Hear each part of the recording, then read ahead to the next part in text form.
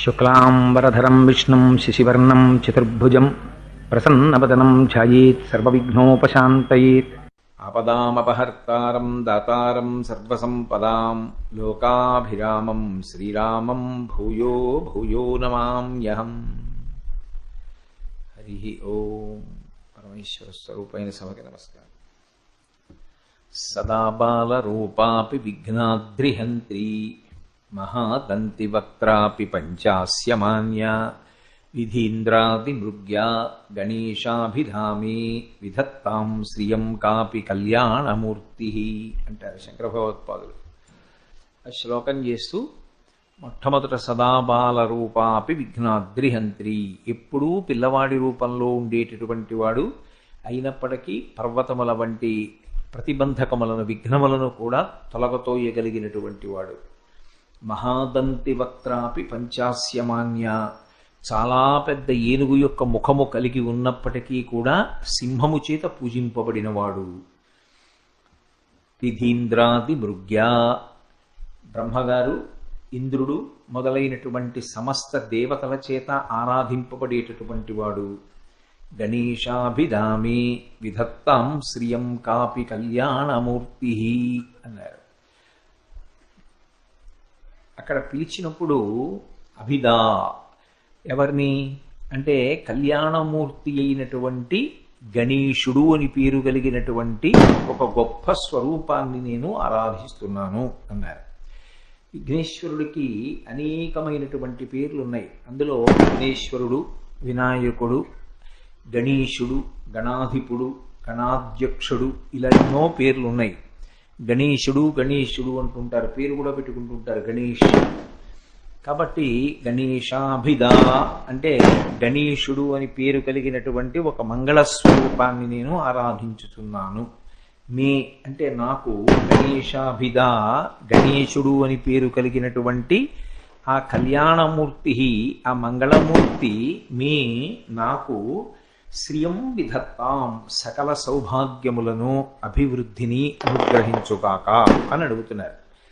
గణేశుడు అన్న పేరు ఎందుకు వచ్చింది అంటే ఈ సమస్తమైనటువంటి జగత్తుకి కూడా అధినాయకుడు ఎవరు అంటే పరమశివుడు. వాళ్ళిద్దరూ ఆది దంపతులు. అందుకే శంకర భగవత్పాదులు శివానంద లహరి చేస్తూ నిత్యాయ త్రిగుణాత్మనే పురజితే కాత్యాయని శ్రేయసే సత్యాయాద్య కుటుంబిని మునిమన ప్రత్యక్ష చిన్మూర్తయే అంటారు. ఆద్య కుటుంబిని, మొట్టమొదట ఈ లోకానికి అంతటికీ కూడా ఉన్న కుటుంబం ఎవరు అంటే పార్వతీ పరమేశ్వరుడు. వాళ్ళిద్దరూ తల్లిదండ్రులు. ఆయనలోకి ఈ సమస్త బ్రహ్మాండములు వెళ్ళిపోతాయి మహాప్రళయంలో, ఆయనలోనే ఉంటాయి. మళ్ళీ కొంతకాలం అయిపోయిన తర్వాత ఆయనలోంచి పైకొస్తాయి, ఆయన యందు నిలబడతాయి, మళ్ళీ ఆయనలోకి వెళ్ళిపోతాయి. అందుకే శాశ్వతుడైనటువంటి వాడు ఎప్పుడూ కూడా అసలు చ్యుతి అంటే లేకపోవడం అనేటటువంటిది లేనివాడు ఎవరు అంటే పరమశివుడు. అటువంటి పరమశివుడు ఈ లోకములకన్నిటికీ కూడా తండ్రి. సర్వమంగళ అయినటువంటి పార్వతీదేవి జగత్తునకంతటికీ కూడా తల్లి. అటువంటి పరమశివుడికి వశవర్తులై ఉంటారు అందరూ కూడా. పరమేశ్వరుడికి ఇద్దరు కుమారులు. ఒకడు విఘ్నేశ్వరుడు పెద్ద కొడుకు, రెండవ వాడు సుబ్రహ్మణ్యుడు. ఆయన విభాగం చేశాడు. విభాగం చేసినప్పుడు దేవతాగణములన్నిటినీ కూడా సుబ్రహ్మణ్యుడికి ఇచ్చి, నువ్వు దేవగణములకన్నిటికీ కూడా అధిపతివి, నువ్వు దేవ సైన్యానికి ఆధ్యక్షవనందు ఉంటావు. అంటే దేవతల యొక్క సైన్యం అంతా ఎవరి ఆధీనంలో ఉంటుంది అంటే సుబ్రహ్మణ్యుడి యొక్క ఆధీనంలో ఉంటుంది. భూతగణములన్నీ కూడా ఎవరి ఆధీనంలో ఉంటాయి అంటే విఘ్నేశ్వరుడి యొక్క ఆధీనంలో ఉంటాయి. ఇందులో మీరు ఒక చమత్కారం చాలా జాగ్రత్తగా గమనించాలి. ఒక తల్లి తండ్రి ఉన్నారనుకోండి, ఆయనకు 10 మంది కుమారులు. 10 మంది కుమారుల్లో 80 కుమారులు మహావిద్వాంసులు, చాలా గొప్పవాళ్ళు. 2 కుమారులు జేబు దొంగలు.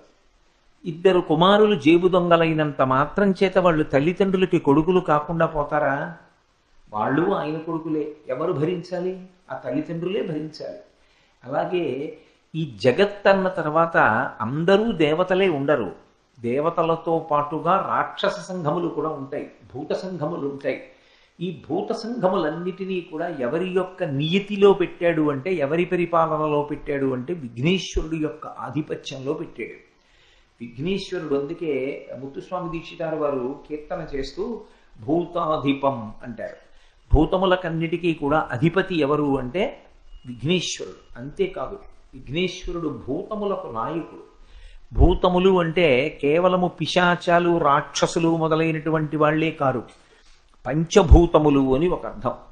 పంచభూతములు అంటే పృథివీ, ఆపస్, తేజో, వాయురాకాశములు. పృథివీ అంటే మట్టి, ఆపస్ అంటే నీరు, తేజో అంటే అగ్ని, వాయువు, ఆకాశము. ఈ ఐదిటికి కూడా అధిపతి ఎవరు అంటే విఘ్నేశ్వరుడు. విఘ్నేశ్వరుడు అందుకే మొదటి భూతమైనటువంటి పృథివితో సంబంధం కలిగి ఉంటాడు. మూలాధార క్షేత్రాస్థితం అంటారు. మూలాధార చక్రం పృథివీ సంబంధించినటువంటి చక్రం.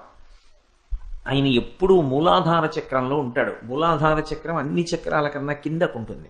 అందుకే మీరు క్షేత్రాల్ని పరిశీలిస్తే చాలా చోట్ల విఘ్నేశ్వరుడు భూమి కన్నా కూడా ఇంకా కిందకి వివరంలోకి ఉంటాడు. మీరు శ్రీకాళహస్తిలో చూశారనుకోండి, పాతాళ గణపతి అని నూతిలోకి దిగినట్టుగా దిగాలి. దిగితే దర్శనమిస్తాడు. ఎందుకంటే మూలాధార క్షేత్రాస్తి. అలాగే అయినవిల్లి క్షేత్రానికి వెళ్ళారనుకోండి, దేవాలయంలో ఎదురుగుండా ఉన్నటువంటి గదిలో ఉండడు. ఇలా కొద్దిగా లోతుగా ఉండి, ఆ లోతుగా ఉన్న చోట అంతరాలయం ఉంటుంది, అక్కడ ఉంటాడు విఘ్నేశ్వరుడు. ఆయన పృథివీ చక్రానికి, పృథివీ సంబంధమైనటువంటి మూలాధార చక్రమునందు స్థితుడై ఉంటాడు, అందులో ఉంటాడు. పైగా పంచభూతములు కూడా ఆయనని సేవిస్తాయి. అందుకే విఘ్నేశ్వరుడు యొక్క ఆరాధన చేసినటువంటి వారికి అన్ని విజయములే సంభవిస్తాయి. విఘ్నేశ్వరుడికి ఎవరు నమస్కారం చేస్తారో, ఎవరు విఘ్నేశ్వరుడికి భక్తులై ఉంటారో వాళ్ళకి మిగిలినటువంటి గణములన్నీ కూడా వశవర్తులవుతాయి. గణము అన్న మాటకు అర్థం ఏమిటంటే సమూహము అని అర్థం. సమస్త భూతముల యొక్క సమూహమునకు భూతగణము అని పేరు. దేవతాగణానికి నాయకత్వంలో ఉండడం చాలా తేలిక. ఎందుచేత అంటే దేవతలు ఒక క్రమశిక్షణతో ఉంటారు. దేవతలు ఒక మాట చెప్పినా, ఒక ఆజ్ఞ విధించినా వాళ్ళు వెంటనే మాట వింటారు. కానీ భూతములకు నాయకత్వం వహించడం అంత తేలిక కాదు. పైగా భూతగణములను అదుపు చెయ్యగలిగినటువంటి శక్తి లేకపోతే దేవతల యొక్క ఆరాధన జరగదు. దేవతల ఆరాధన జరగదు ఒక ఎత్తు అయితే, దేవతలకు కూడా భూతములకే అంటే పిశాచాది గణములకే ఉపకారం చెయ్యవలసినటువంటి పరిస్థితి ఏర్పడుతుంది. నేను చెప్పిన మాట మీరంత బాగా అర్థం చేసుకున్నారో లేదో. అన్నిటికన్నా బరువు ఏది అంటే నిర్మాల్యం బరువు. నిర్మాల్యం అంటే నిన్నటి రోజు పూజ చేసినటువంటి పువ్వులు ఇవాల్టి రోజు సూర్యోదయానికి పూర్వం తీసేయాలి. అది ఒకవేళ ఏ కారణం చేతనైనా భర్తగారు పూజామందిరంలోకి ఆలస్యంగా ప్రవేశిస్తే అది ఎవరు చెయ్యాలి అంటే ధర్మపత్ని చెయ్యాలి. ధర్మపత్ని తప్పితే కొడుకు, తప్పితే కోడలు. యథార్థానికి పెళ్ళైపోయిన కూతురికి అధికారం లేదు. తండ్రి గారి పూజామందిరంలోకి వెళ్ళి నిర్మాల్యం తీయాలి అంటే మొట్టమొదట భార్య. భార్య కన్నా కూడా ఎవరు అంటే నిజానికి కొడుకు, తప్పితే కోడలు. వీళ్ళ ముగ్గురిది అధికారం. వీళ్ళు పూర్వం సూర్యోదయానికి ముందే నిర్మాల్యం తీసేయాలి. నిన్న రోజు పూజ చేసినటువంటి పువ్వులు తీసేయాలి. అలా తీయకపోతే మొట్టమొదట ఎవరు లోపలికి ప్రవేశించి పూజ చేస్తారు అంటే రాక్షస గణములు వచ్చి పూజ చేస్తాయి. రాక్షస గణములు వచ్చి పూజ చేశాయి అనుకోండి, వెంటనే ఈశ్వరుడు వాళ్ళని అనుగ్రహించేస్తాడు. అనుగ్రహించిన తరువాత మనం వెళ్ళి పూజ చేసామనుకోండి, మనం చేసిన పూజ పునఃపూజ అవుతుంది. పూజ వాళ్ళదే అవుతుంది. అందుకే మీరు చూడండి, పూజ ప్రారంభం చేసే ముందు ఒక మాట అంటాం, గంటానాదం చేస్తాం. ఎందుకు గంట వాయించడం అంటే ఏదో కారణం లేకుండా వాయించరు. గంట వాయిస్తే దానికి అర్థం ఏమిటంటే దేవతలని ఆహ్వానం చేస్తున్నాము అని. ఒక్కొక్కటి మ్రోగిస్తే ఒక్కొక్కరికి ఆహ్వానం పలికినట్టు. గంట మ్రోగించారనుకోండి దేవతల్ని పిలుస్తున్నారు అని గుర్తు. ఒక పళ్ళెం తీసుకుని పళ్ళెం మీద మామిడి మండతో కానీ పుల్లతో కానీ చెంచాతో కానీ కొట్టి చప్పుడు చేశారనుకోండి పితృదేవతల్ని పిలుస్తున్నారు అని గుర్తు. అందుకే మగపిల్లవాడికి స్నాతకం చేస్తే నాందీ శ్రాద్ధం అని ఒక కార్యక్రమం ఉంటుంది. అందులో పితృదేవతల్ని పిలిచి ప్రాంగణం యొక్క చెట్ల మీద కూర్చోమంటారు పెళ్ళి అయిపోయే వరకు. ఆ పిలిచినప్పుడు యువతల ఎవరు పెళ్లి చేస్తున్నాడో ఆయన పళ్ళెం మీద మామిడి మండతో కొడతాడు. ఆ కొట్టినప్పుడే డప్పు మీద ఆ డప్పు వాయించి ఆయన కొడతాడు. ఆ పళ్ళెం చప్పుడికి పితృదేవతలు వస్తారు, శోభన దేవతలుగా వచ్చి వాళ్ళు కూడా కూర్చుని పెళ్లి చూస్తారు, చెట్ల మీద కూర్చుంటారు వాళ్ళు. అందుకే పళ్ళాల్ని చప్పుడు చేస్తే పితృదేవతలు వస్తారు. అందుకే మా చిన్నతనంలో ఎప్పుడైనా ఏదైనా పళ్ళాన్ని చప్పుడు చేయడం అటువంటివి చేస్తే అంగీకరించేవారు కాదు ఇంట్లో. ఎందుకు అలా చప్పుడు చేస్తామనేవారు. మాకు చిన్నప్పుడు అర్థమయ్యేది కాదు, ఏమిటి పళ్ళెం చప్పుడు చేస్తే ఏవో పళ్ళెం పట్టుకుని చెంచాతో కొట్టడం అంటే అదో సరదా మాకు. అలా కొడితే ఇంట్లో ఒప్పుకునేవారు కాదు, మొట్టికే కొట్టి బుద్ధి ఉందా లేదా పళ్ళెం కొడతాం ఏమిటి నిష్కారణంగా అనేవారు. ఎందుకు దాన్ని తప్పు ఏమిటి, ఎందుకు కొట్టారు మనం అనుకునేవాళ్ళం. ఆ తర్వాత అర్థమైంది, పళ్ళాన్ని అలా కొడితే పితృదేవతలకు అది పిలుపు, గంట వాయిస్తే దేవతలకు పిలుపు, శంఖాన్ని పూరిస్తే విజయానికి పిలుపు. ఒక్కొక్క దాన్ని మ్రోగించినప్పుడు ఒక్కొక్కరికి ఆహ్వానం చేసినట్టు. అది మీరు తెలిసి చేసినా తెలియక చేసినా ఆ చప్పుడుకి వాళ్ళు వస్తారు. నేను మీతో ఒక ఉదాహరణ చెప్పాలి అంటే, మీరు నిష్కారణంగా నిలబడి సహాయం చేయండి సహాయం చేయండి అని గట్టిగా అరిచారనుకోండి, ఏమైందో అని చెప్పి 10 మంది పరిగెత్తుకొస్తారు, మీకు ఏదో ఆర్తి కలిగిందని. అలాగే ఒక అంబులెన్స్ మీద లైట్ వెలుగుతూ చప్పుడు చేస్తుంది అనుకోండి, లోపల ఎవరో ప్రమాదకరి పరిస్థితిలో ఉన్నారు అని అర్థం. ఒక ఫైర్ ఇంజిన్ వెడుతూ గంట కొడుతోంది అనుకోండి, ఎక్కడో అగ్నిహోత్రం అంటుకుంది, అది ఆర్పడానికి ఎడుతోంది అని గుర్తు. పూజా విధానంలో కూడా ఎప్పుడెప్పుడు ఏ వాద్యాన్ని అనుసంధానం చేయాలో ఉంటుంది. గంట వాయించి ఒక మంత్రం చెప్తాం, ఉత్తిష్టంతు భూతపిశాచాః ఏతే భూమి భరకాః ఏతేషాం అవిరోధేన బ్రహ్మకర్మ సమారభే అంటాం. అంటే దాని అర్థం ఏమిటంటే, ఉత్తిష్టంతు భూతపిశాచాః, మీరు మాకన్నా ముందు వచ్చి పూజ చేసేద్దామని కూర్చున్నారేమో, మేమే పూజ చేసుకుందాం అనుకుంటున్నాం. ఉత్తిష్టంతు, మీరు లేచి వెళ్ళిపోండి. ఎందుకని? బ్రహ్మకర్మ సమారభే, మేము పూజ చేద్దాం అనుకుంటున్నాం. అవిరోధేన, మీకు మాకు ఏం విరోధాలు శత్రుత్వాలు లేవు, మీరు ఇక్కడి నుంచి వెళ్ళిపోండి, మేము పూజ చేస్తాం అని గంట వాయిస్తే ఏమవుతుందంటే దేవతలు వచ్చి కూర్చుంటారు. రాక్షస గణములు పిశాచ గణములు లేచి వెళ్ళిపోతాయి. భూతగణములను అదుపు చెయ్యలేదనుకోండి, అవి దేవతా కార్యాన్ని చెయ్యనివ్వవు, దేవతా కార్యాన్ని భంగం చేసేస్తాయి. అందుకే భూతగణములను అణిచిపెట్టడం చాలా చాలా అవసరం. చాలామంది తెలియక భూతగణాలకి అధిపతి అంటే అది పెద్ద విశేషం ఏముందనుకుంటారు. చాలా తేలిక దేవతాగణాలకి ఋషులకు ఆధిపత్యం వహించడం, చాలా కష్టం భూతగణాలకి ఆధిపత్యం వహించడం. అందుకే ఎవరు భూతగణములకు అధిపతి అయి ఉంటాడో వాడికి మిగిలిన వాళ్ళందరూ నమస్కారం చేస్తారు. ఆయన అనుగ్రహం లేకపోతే అసలు మిగిలిన వాళ్ళ కార్యక్రమాలు జరగవు. మీరు చూడండి, ఇంట్లో చంటి పిల్లలు ఉన్నారనుకోండి, వాడు అన్నం తినేవాడు, తల్లిని తండ్రిని, వాడు వచ్చి మీద పడిపోయి కంచం లాగేస్తాడు, నీళ్లు లాగేస్తాడు, అమ్మ బొబ్బా అంటాడు, ఆ అమ్మ అంటాడు, లాగేసుకుంటాడు, నోట్లో పెట్టుకుంటాడు, కింద పారేస్తాడు, ఉదురు అంటే ఈడుస్తాడు. అప్పుడు వాడిని పట్టుకెళ్ళి కాసేపు ఆడించిన వాళ్ళు ఎవరుంటారో వాళ్ళని చూసి భోజనం అయిపోగానే ఏమంటారు, అమ్మయ్య కాసేపు పిల్లల్ని ఆడించబట్టి కడుపు నిండా అన్నం తిన్నాం ఇవాళ, లేకపోతే అన్నం తినరు వారు, వీళ్ళు నానాల్లరి చేసేస్తారు అంట. మన పిల్లలే ఎవడు పిల్లల్ని పట్టుకున్నాడో వాడి వలన ఇంటి యజమాని భోజనం చేశాడు, భోజనం చేసి శక్తిగా ఉండి మిగిలిన కార్యక్రమాలు చేశాడు. భూతగణములను అదుపు చెయ్యకపోతే అసలు ఉపాసన దగ్గర నుంచి ఏ కార్యక్రమం నడవదు. అందుకే ఎవరు అధికమైనటువంటి సమర్థత కలిగినవాడో, ఎవరు చాలా శక్తివంతుడో వాడి చేతికి భూతగణాలను ఇచ్చాడు పరమశివుడు. అందుకే భూతాధిపం, భూతగణములకు అధిపతి ఎవరు అంటే గణపతి. ఆయన భూత గణములకు అధిపతి కనుక మిగిలిన గణములన్నీ కూడా ఆయనకి నమస్కారం చేస్తాయి. ఇక ప్రయత్నం లేకుండానే మిగిలిన గణములకు కూడా ఆయన అధిపతి. అందుకే గణేశ, గణాధిపతి, గణాధ్యక్ష, వినాయక అని పేర్లు. వినాయక అంటే అంటే విశిష్టమైన నాయకుడు.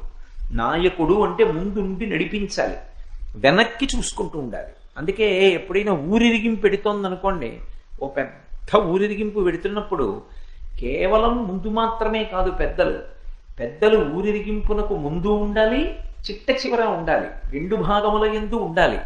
అలా ఉండకపోతే ఊరిరిగింపులో అపశృతులు దొరుకుతాయి. అందుకని ముందు వెనక ఉండి ఊరిరిగింపుని నడిపిస్తారు. అలా ఊదిరిగింపుని ఎలా నడిపిస్తారో అలా గణములనన్నిటినీ కూడా ఆయన విశిష్టమైన నాయకుడై నడిపిస్తాడు. రామాయణంలో ఒక శ్లోకం ఉంది. మారీచుడు రావణాసురుడితో మాట్లాడుతూ ఓ మాట అంటాడు అరణ్యకాండలో. అందులో అంటాడు, స్వామినా ప్రతికూలేన ప్రజా తీక్ష్ణేన రావణ రక్షమానా నవర్ధంతే మేషా గోమాయునాయుధ అంటాడు. మేకలు పెద్ద మంద వెడుతుంటుంది. ఆ మంద వెడుతున్నప్పుడు వెనకాతల కావలివాడు ఒకడు వెడుతుంటాడు కర్ర పట్టుకుని. ఎందుకని? తోడేలు వచ్చి మేకలను ఎత్తుకుపోతుంది. అందుకని కర్ర పట్టుకుని ఒక కాపలా వెడుతూ ఉంటాడు. ఒక తోడేలునే కాపలా పెట్టేస్తే అప్పుడు ఇంక ఇబ్బంది లేదుగా అని ఒక తోడేలునో నక్కనో కాపలా పెట్టారనుకోండి, అప్పుడు గొర్రెల మందలోనో మేకల మందలోనో మేకనో గొర్రెనో ఎత్తుకుపోవడానికి బయటవేవీ రావక్కర్లేదు, ఇవే తినేస్తుంటాయి. వెనకాతల ఉన్నటువంటి నాయకుడు సమర్థుడు కాకపోతే, ముందు నడిపించే నాయకుడు సమర్థుడు కాకపోతే వాడి ఒక్కడి వల్ల వెనక ఉన్నవన్నీ కూడా సర్వనాశనం అయిపోతాయి. మనం ఏదో S1 బోగి దగ్గర నుంచి S23 బోగి వరకు ఉంటాయి.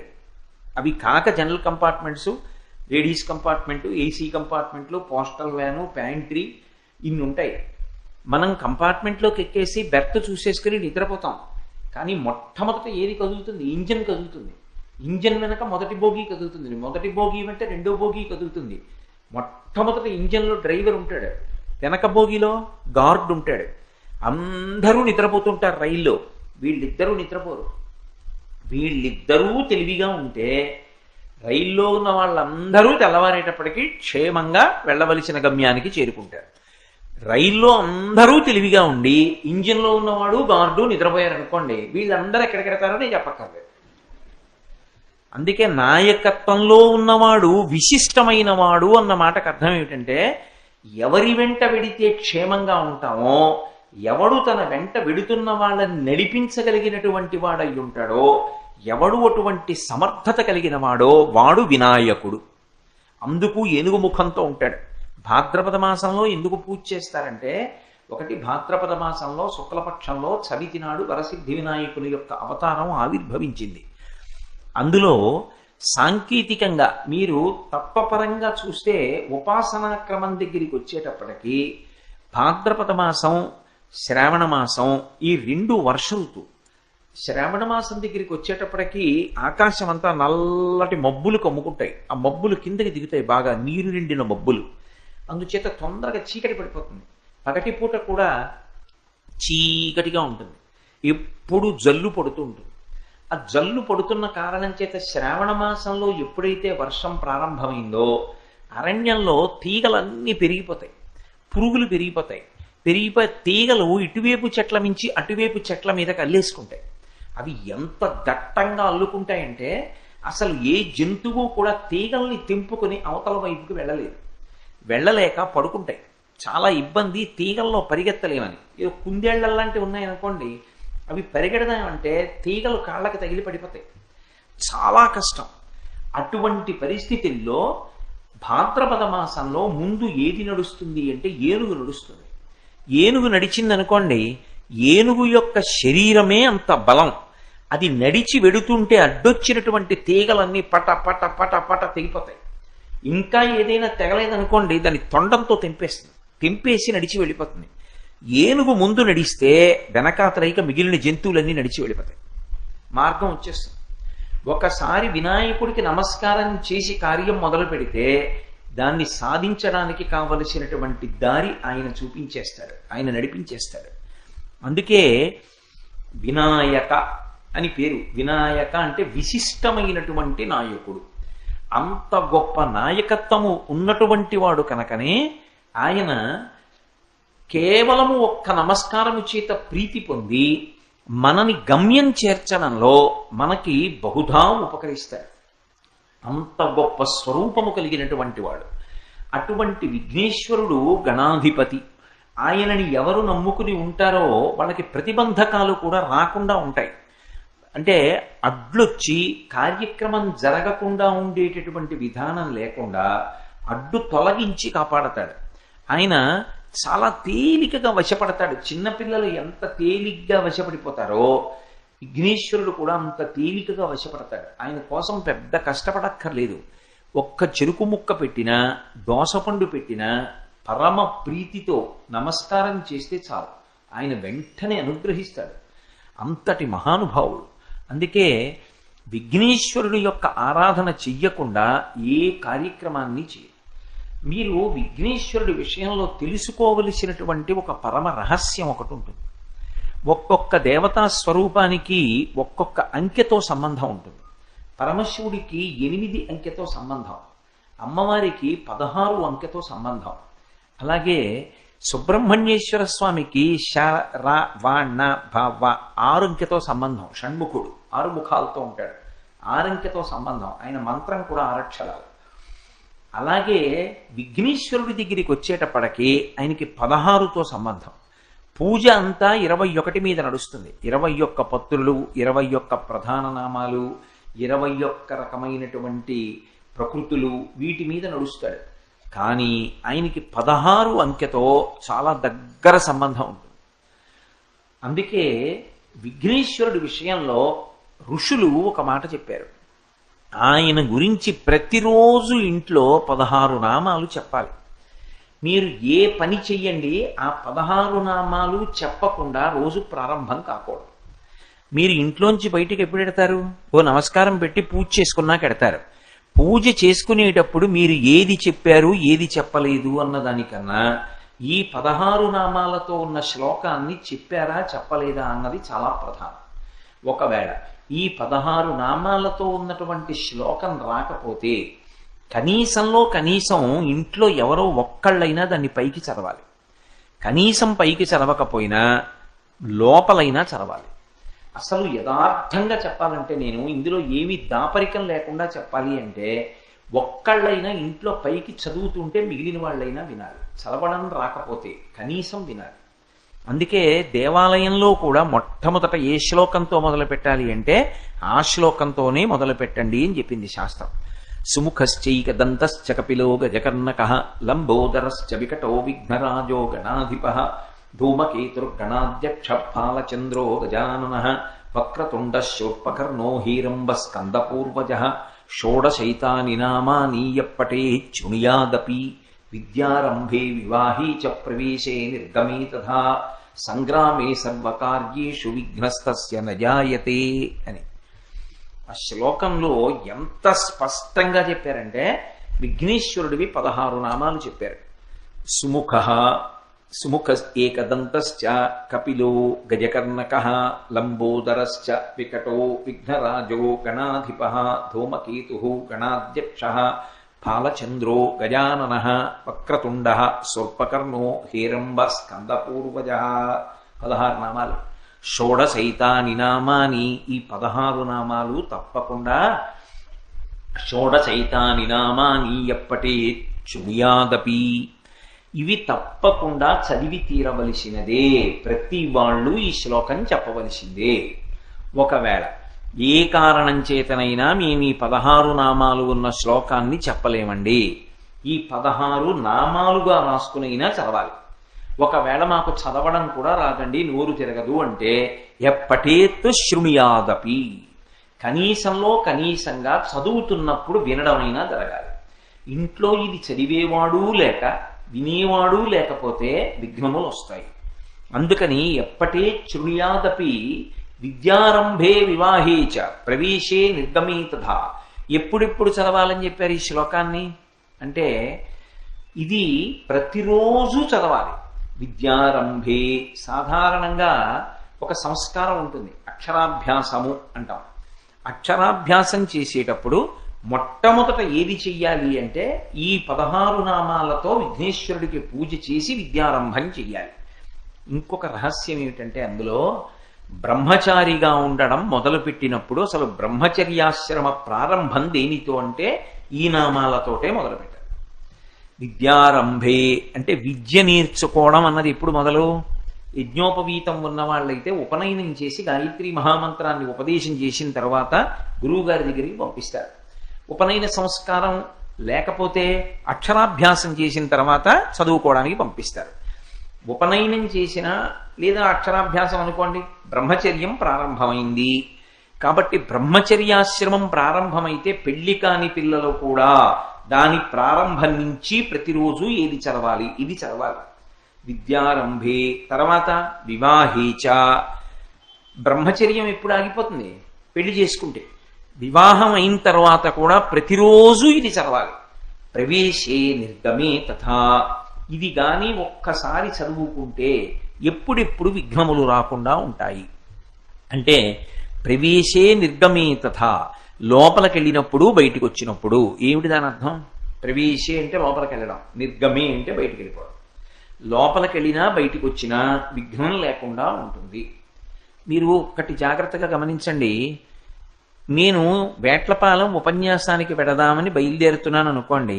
ఇప్పుడు నేను ఎక్కడి నుంచి బయటికి రావాలి? రాజద్వారం దాటాలి. ఇంటికి రాజద్వారం ఉంటుంది. రాజద్వారానికి, అది రాజద్వారము అని గుర్తు ఏంటంటే దానికి లక్ష్మి కమ్మి ఉంటుంది. లక్ష్మి కమ్మి అని దేన్ని పిలుస్తారంటే, ఏది ప్రధాన గడపయో దానికి పైన ఉన్నటువంటి గడప ఉంటుందే, ఆ పైన ఉన్న కమ్మి, ఆ కమ్మి లక్ష్మి కమ్మి. కింద ఉన్నటువంటి గడప కన్నా అత్యంత ప్రధానం ఏది అంటే పై గడప. అది పుచ్చిపోవడం కానీ లేకపోతే వివర్ణం అయిపోవడం కానీ జరగకూడదు. అది లక్ష్మి కమ్మి కాబట్టే తోరణం ఎక్కడ కడతారు? కింద కట్టరు. తోరణం కడితే పైన కడతారు.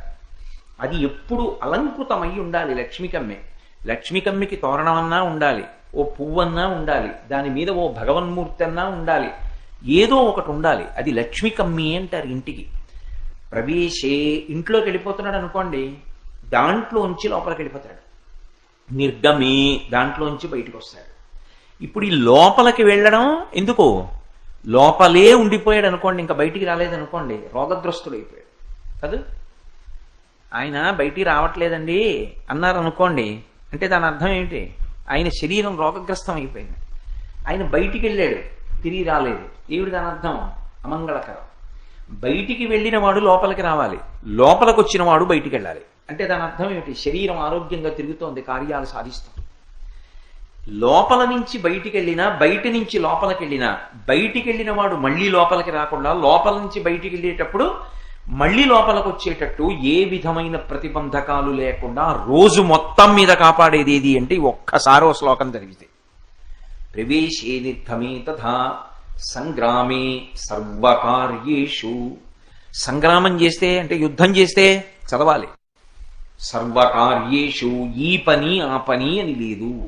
విఘ్నేశ్వర పూజ చెయ్యకుండా ఏ కార్యక్రమాన్ని ప్రారంభం చెయ్యవద్దు.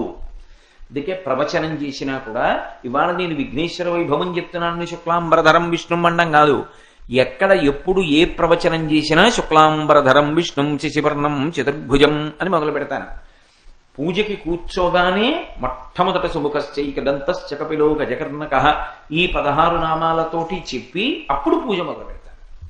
అయితే మీరు నన్ను ప్రశ్న అడగచ్చు, బాగుందండి ఎప్పటే శృణ్యాదపి అని కదా మీరు అన్నారు. ఈ 16 నామాలతో ఉన్న శ్లోకాన్ని ఎవడు చదువుతున్నా విన్నా ఇంటికంతటికి క్షేమం అని కదా మీరన్నారు. ఒకవేళ ఇంట్లో వాళ్ళకి రాక యజమానికి ఒక్కడికి ఇది వచ్చు, యజమాని లోపల చదువుకుని వెళ్ళిపోతున్నాడు. యజమాని కదా పూజ చేస్తాడు. పూజ చేసినప్పుడు యజమాని లోపల చదువుకుని వెళ్ళిపోతున్నాడు.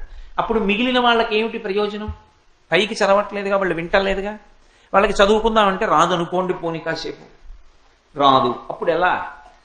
లేదు, చంటి పిల్లలు ఉంటారండి, చంటి పిల్లలకి ఏం తెలుసు, వాళ్ళు చదవగలరా? కానీ వాళ్ళు క్షేమంగా ఉండాలా వద్దా? మరి ఎలా, ఎవరు రక్ష కడతారు? ఇంటి యజమానేమో పైకి చదవట్లేదు, అది లోపల చదువుకుని వెళ్ళిపోతున్నాడు. అప్పుడు ఎలా అంటే ఇందులో ఒక పెద్ద రహస్యాన్ని చెప్పారు. అంటే ఇప్పుడు నేను అదంతా చాలా వివరణ చేసి చెప్పడం చాలా కష్టంతో కూడుకున్న విషయం, కానీ మీకు సంగ్రహంగా అందించే ప్రయత్నం చేస్తాను. యజమాని 16 విషయాలు అడగాలి. ఎందుకు అడగాలి అంటే, ఇంటికి యజమాని అంటే ఎవరు? ఆ ఇంట్లో వాళ్ళందరి యొక్క యోగక్షేమాలు ఆయన చూడాలి. ఆయన చూడగలిగిన వాడు. ఇప్పుడు నేను ఇక్కడ ఉపన్యాసానికి వచ్చాను, నా మనవలు ఆడుకోవడానికి ఎక్కడికో వెళ్ళారు. ఎక్కడో ఆడుకుందామని వెళ్ళినటువంటి నా మనవలు క్షేమంగా ఉండేట్టు నేను ఇక్కడి నుంచి చూడగలనా వాళ్ళని? చూడగలిగిన వాడు వేరొకడు ఉన్నాడు, వాడిని ప్రార్థన చేసి ఉండాలి నేను. నేను పొద్దున్న అలా ప్రార్థన చేసి ఉంటే వాళ్ళు రక్షింపబడతారు, ఏదైనా ఉపద్రవం ఉన్నా కాపాడబడతారు వాళ్ళు. ఇప్పుడు ఇంటికంతటికి అడగవలసినవి 16 ఉన్నాయి యథార్థానికి. ఈ 16 అడగాలి యజమాని. అవి కూడా ఒక క్రమంలో ఉంటాయి. 7 తన కుటుంబం కోసం అడగాలి. 7 కాకుండా మిగిలినటువంటి 9 తన కొరకు అడగాలి. ఈ 9ని ఈ 7ని కలిపి సద్గతి అని పిలుస్తారు. వెళ్ళవలసిన దారిలో వెళ్ళడానికి మార్గాన్ని అడుగుతున్నాడు అంటారు. ఆ దారిలో వెడితే లక్ష్యాన్ని చేరుతాడు. తన కొరకు 9 అడగాలి, తన కుటుంబం కోసం 7 అడగాలి. ఏమిటి 7? మొట్టమొదటిది దీర్ఘాయుర్దాయం. నా ఇంట్లో ఉన్న వాళ్ళందరూ కూడా దీర్ఘాయుష్మంతులు కావాలి. ఎందుకంటే ఒక్కొక్కళ్ళు ఒక్కొక్క నక్షత్ర పాదంలో పుడతారు. ఒక్కొక్కడిది ఒక్కొక్క నక్షత్రంలో ఒక్కొక్క పాదం ఉంటుంది. ప్రతి నక్షత్రానికి గండకాలాలు వస్తుంటాయి. ఆ గండకాలం వచ్చినప్పుడు ఆ నక్షత్రంలో ఉన్న నా కుటుంబ సభ్యులకి ఆపద రాకుండా వాళ్ళు రక్షింపబడాలి. అందుకని ఒకటి, నేను ఒక్కడిని సంతోషంగా ఉండడం కాదు, నా సంతోషం ఎవరి మీద ఆధారపడుతుంది? నా ఇంట్లో ఉన్న వాళ్ళందరూ కూడా సంతోషంగా ఉంటే కదూ. సంతోషంగా ఉండడం అన్న మాటలో మొదటి మాట ఏమిటి? వాళ్ళందరూ దీర్ఘాయుష్మంతులు అవ్వాలి. అందుకని మొదటిది దీర్ఘాయుర్దాయం అడగాలి. ఆయుర్దాయం ఉంది, 96 ఏళ్ళు బతికాడు, కానీ 95 ఏళ్ళు మంచంలో ఉన్నాడు. ఏమిటి ఉపయోగం? అలా అందుకే దీర్ఘాయుర్దాయం అడిగితే పక్కన ఆరోగ్యం అడగాలి. దీర్ఘాయుర్దాయంతో పాటు నా కుటుంబ సభ్యులందరూ ఆరోగ్యంతో ఉండాలి. దీర్ఘాయుర్దాయంతో ఉన్నారు, ఆరోగ్యంతో ఉన్నారు, ఏ పని మొదలు పెట్టండి కలిసి రాదు. వాడు బంగారం పట్టుకుంటే బొగ్గు అవుతుంది, ఇంకొకటికి బొగ్గట్టుకుంటే బంగారం అవుతుంది. వీడు ఏది పెట్టనివ్వండి కలిసి రాదు. ఏమిటోనండి, ఉద్యోగంలో పెట్టాను ఎదగలేదు, వ్యాపారం చేయించాను ఉన్నది పోయింది, మనిషికి చూస్తే వ్యసనాలు లేవు, చెడ్డవాడు కాదు, కానీ ఏమీ కలిసి రాదు వాడికి, తండ్రి బెంగెట్టుకుంటాడు. ఇప్పుడు మూడవది ఏది అడగాలి అంటే కార్యసాఫల్యం అడగాలి. కార్యసాఫల్యంలో ఏ పని సఫలీకృతమైతే వాడు బాగుపడతాడో ఆ పనిని ఈశ్వరుడు సఫలీకృతం చేస్తాడు. మనం అనుకున్నవన్నీ జరగడం కాదు. నాకు అమెరికా అధ్యక్షుడైపోదామని ఉంటుంది. ఎందుకది? నేను ఏదైతే లోకానికి ఉపయోగపడతానో, నాకు నేను ఉపయోగపడతానో ఈశ్వరుడికి తెలుసు. ఆ మార్గంలో నన్ను తీసుకెడతాడు. కాబట్టి కార్యసాఫల్యం అడగాలి. కార్యసాఫల్యము తర్వాత సంపద అడగాలి. గృహస్థాశ్రమంలో ఉన్నటువంటి వాడికి అర్థము లేకపోతే ఎలాగండి? అర్థము అంటే డబ్బు ఒక్కటే అని మీరు అనుకోకండి. వేదాంత శాస్త్రంలో ఒక్కొక్క మాటకి అర్థం వేరుగా ఉంటుంది. అర్థము అన్న మాటకి అర్థం ఏమిటంటే భోగ వస్తు సముదాయము అని. ఒకడికి ఓ ఇల్లు ఉందనుకోండి, వాడు సంతోషంగా రాత్రి అయ్యేటప్పటికి ఇంట్లోకి వెళ్ళిపోతాడు. ఏ పురుగు పుట్రా కుట్టేస్తాయినందని బెంగ ఉండదు. వాడు పడుకోవడానికో మంచం ఉండాలి, వాడు పడుకుంటే తిరగడానికి ఓ ఫ్యాన్ ఉండాలి, నెల అయ్యేటప్పటికి కరెంటు బిల్లు కట్టడానికి డబ్బు ఉండాలి, తను కడుపు నిండా అన్నం తిని ఒకళ్ళ దగ్గర చెయ్యి చాపవలసిన అవసరం లేకుండా బ్రతకగలగాలి. ఇలాంటివన్నీ కూడా ఉండడాన్ని సంపద అని పిలుస్తారు. ఎన్ని చెప్పాను ఇప్పటికే? దీర్ఘాయుర్దాయము, ఆరోగ్యము, కార్యసాఫల్యము, సంపద. ఈ సంపద వృద్ధి చెందుతూ ఉండాలి. ఎప్పుడు ఏదో తండ్రి గారో తాతగారో సంపాదించి ఇచ్చింది ఎంత ఉందో అంతే వీడు దాని మీద వడ్డీ తినేస్తూ బతకడం కాదు. సంపద వృద్ధి చెందుతూ ఉండాలి, లక్ష్మి వృద్ధి చెందాలి. మెట్ట వేదాంతం చెప్పకూడదు, ఎందుకండి ఇవన్నీ అనకూడదు. వృద్ధి చెందాలి సంపద. అలాగే కోరుకోవాలి, నా ఇంట లక్ష్మి వృద్ధి చెందుగాక అని కోరాలి. కాబట్టి సంపదతో పాటు వృద్ధి, సంపద వృద్ధి చెందడంతో పాటుగా స్థిరత్వము. స్థిరత్వము అంటే 6 నెలలు అన్నీ పోయి 3 నెలలు విపరీతంగా కలిసి వచ్చి అలా ఉండకూడదు. స్థిరత్వం ఉండాలి. అంటే క్రమక్రమంగా ఉండాలి ఆ పెరుగుదల. అందుకని స్థిరత్వం అడగాలి. 7వది వీర్యం అడగాలి. వీర్యము అంటే ఆ మాట జాగ్రత్తగా అర్థం చేసుకోవాలి. యుద్ధంలో అయితే అవతలవాడు తన మీదకి బాణాలు వేస్తున్నప్పుడు తాను చెక్కు చెదరకుండా నిలబడి తాను బాణములు వేసి అవతలవాడిని పడగొడితే వీర్యవంతుడు అంటారు. సామాన్యమైన ధర్మంలో ఆయన వీర్యవంతుడు, ఆయన వీర్యము కలిగిన వాడు అన్న మాటకి అర్థం ఏంటంటే ఒక్క గురువు గారు చెప్పిన మాటకి తప్ప ప్రతి మాటకి కదిలిపోడు. గురువు గారు ఏం చెప్పారో అది శాసనం, అలాగే బతుకుతాడు. అందుకని ఆయన ఎక్కడికి వెళ్ళనివ్వండి పాడవడం. మా గురువు గారు నన్ను ఇలా బతకమన్నారు, కాబట్టి ఎక్కడికి వెళ్ళండి గురువు గారు చెప్పినట్టు బతుకుతాడు. ఆయన వల్ల 10 మంది బాగుపడతారు తప్ప ఆ ఎవరో పాడైపోయిన వాళ్ళతో ఈయన కూడాడని ఈయన పాడైపోవడం ఉండదు. ఈయన అలాగే ఉంటాడు తప్ప చాలా మంచివాడే కానండి పాపం ఎవరో వాళ్ళ దగ్గరికి వెళ్ళాడు పాడైపోయాడండి అంటే ఇంకేమిటి. అలా పాడైపోకుండా ఎంతమంది పాడైపోయిన వారి మధ్యలోకి తాను వెళ్ళినా వాళ్ళని బాగు చేస్తాడు తప్ప తాను మాత్రం పాడవడం. అలా నిలబడగలిగితే వీర్యవంతుడంటారు. ఈ లక్షణం లేదనుకోండి, ఇంట్లో ఎంత పేరు ప్రఖ్యాతులు గణించినటువంటి వారు ఉన్నప్పటికీ కూడా ఆయన పేరు ప్రఖ్యాతులు కూడా నశించిపోతాయి వంశంలో పుట్టిన వాళ్ళ వల్ల. వాళ్ళ తాత ఎంత పేరు ప్రఖ్యాతులు సంపాదించాడండి, ఎంత మహానుభావుడండి, వీడు దౌర్భాగ్యుడు మనమడు పుట్టాడు అంటారు. అందుకే పెద్దవాళ్ళు పూజ చేస్తూ అడగాలి, నా వంశంలో వచ్చేటటువంటి వాళ్ళు వీర్యవంతులై ఉండాలి అని అడగాలి.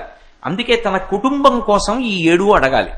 తన కోసం అడిగేది ధర్మ అర్థ కామ మోక్షములు మొట్టమొదట అడగాలి. ధర్మ అంటే భగవంతుడు ఎలా బ్రతకమని చెప్పాడో అలాగే బ్రతకగలిగినటువంటి ధైర్యం నాకు కలగాలి, అది ధర్మము.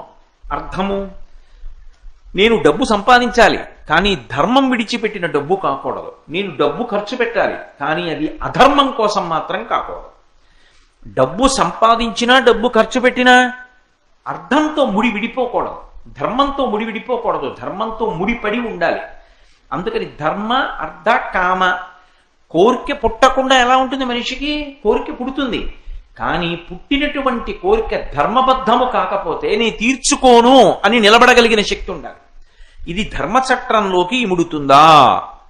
నాకు చక్రకేళి అరటిపండు తినాలనిపించింది. చక్రకేళి అరటిపండు చేత్తో పట్టుకుని తొక్క విప్పి ఉమామహేశ్వర పరబ్రహ్మార్పణమస్తు అనుకుని తిన్నాను. ఏమీ తప్పులేదు. అరటిపండు తింటే తప్పెక్కడొచ్చిందండి? ధర్మం ఒప్పుకుంటుంది. ఓ చక్ర పొంగల్ తినాలనిపించింది, ఈశ్వరుడికి నైవేద్యం పెట్టి ప్రసాదంగా తిన్నాను, ఒకరికి పెట్టాను, నేను తిన్నాను.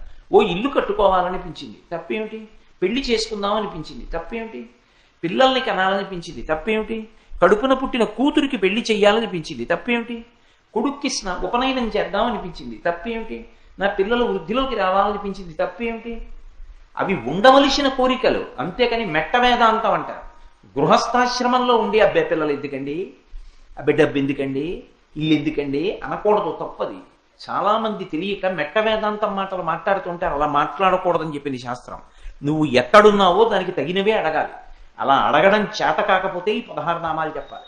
ఇవేవి మాకు అడగడం రాదండి, అసలు ఈ క్రమం కూడా మాకు తెలియదు, ఎవరి కోసం ఎన్ని అడగాలో మాకేం తెలుసండి అంటావా? ఇవన్నీ చేత కాకపోతే కనీసం ఆ 16 నామాల శ్లోకం చెప్పాలి. సర్వం శ్రీ ఉమామహేశ్వర పరబ్రహ్మార్పణమస్తు. స్వస్తి.